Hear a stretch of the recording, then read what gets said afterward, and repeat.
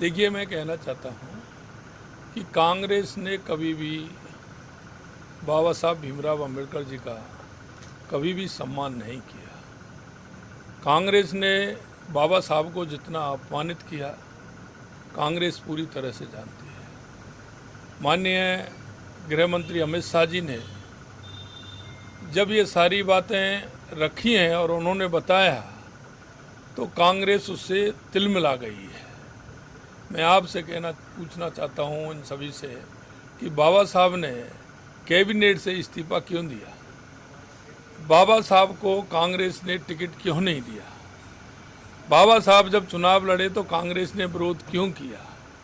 बाबा साहब को भारत रत्न कांग्रेस ने क्यों नहीं दिया?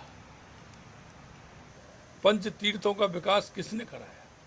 देश के यशस्वी प्रधानमंत्री नरेंद्र मोदी जी ने बाबा साहब के उन पंच तीर्थों का निर्माण कराया और जनता के सामने बाबा साहब का जो योगदान इस देश के लिए था उसको पूरी तरह से बताया। यही नहीं, आपने देखा होगा कि भारतीय जनता पार्टी की कोई भी सरकार हो, हमेशा बाबा साहब के अंत्योदय को लेकर के चलती है।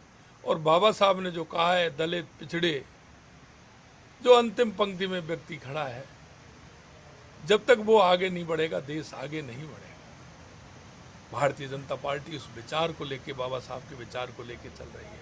और आपने देखा होगा, एक दलित परिवार से आने वाले एक ऐसे व्यक्ति को राष्ट्रपति बनाने का काम किया। आदिवासी वाली हमारी बहन द्रौपदी मुर्मू जी को राष्ट्रपति बनाने का काम किया। कांग्रेस को ये बातें सभी ठीक नहीं लग रही हैं और माननीय गृह मंत्री जी ने जो सारी बातें कही हैं, कांग्रेस उससे तिलमिला गई है।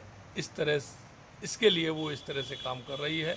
मैं कहना चाहता हूँ कि ये देश बाबा साहब के संविधान के हिसाब से चलेगा और ये जो बाबा साहब ने रास्ता दिखाया है, भारतीय जनता पार्टी उस रास्ते पर पूरा देश चलेगा। और हम जो अंत्योदय की परियोजना को लेकर चल रहे हैं, माननीय नरेंद्र मोदी जी के नेतृत्व में उस अंत्योदय की परिकल्पना को लेकर के, उनको लेकर के हमारी सरकार चलेगी। कांग्रेस इससे तिलमिला गई है।